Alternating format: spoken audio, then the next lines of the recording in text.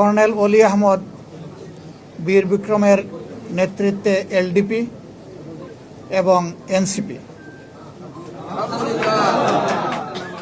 NCP একটু আগে আমাদের সাথে তাদের বৈঠকটা সমাপ্ত হয়েছে।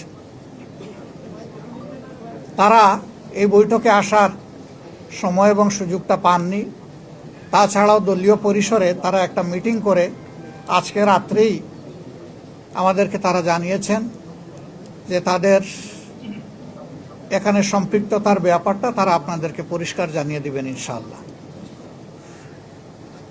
তাদের আহ্বায়ক নাহিদ ইসলাম সরাসরি কথা বলেছেন, আমাদের সকলের সাথে আমরা উপস্থিত ছিলাম এবং তিনি তাদের সিদ্ধান্ত আমাদেরকে অবহিত করেছেন।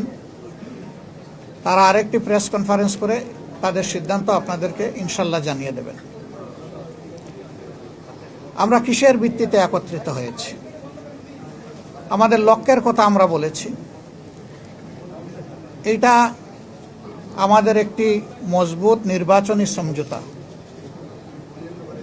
সারা বাংলাদেশের ৩০০ আসনে আমরা বসে নিজেদের মধ্যে আলাপ আলোচনার মধ্য দিয়ে বিভিন্ন আসন আমাদের মধ্যে আমরা নির্ধারণ করেছি। কর্নেল অলি আহমদ বীর বিক্রমের নেতৃত্বে এলডিপি এবং এনসিপি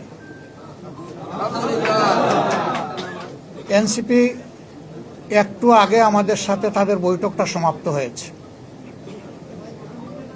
তারা এই বৈঠকে আসার সময় এবং সুযোগটা পাননি।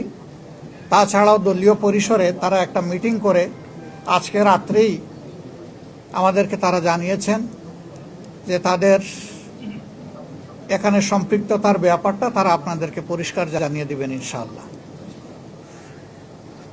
তাদের আহ্বায়ক নাহিদ ইসলাম সরাসরি কথা বলেছেন, আমাদের সকলের সাথে আমরা উপস্থিত ছিলাম এবং তিনি তাদের সিদ্ধান্ত আমাদেরকে অবহিত করেছেন। তারা আরেকটি প্রেস কনফারেন্স করে তাদের সিদ্ধান্ত আপনাদেরকে ইনশাল্লাহ জানিয়ে দেবেন।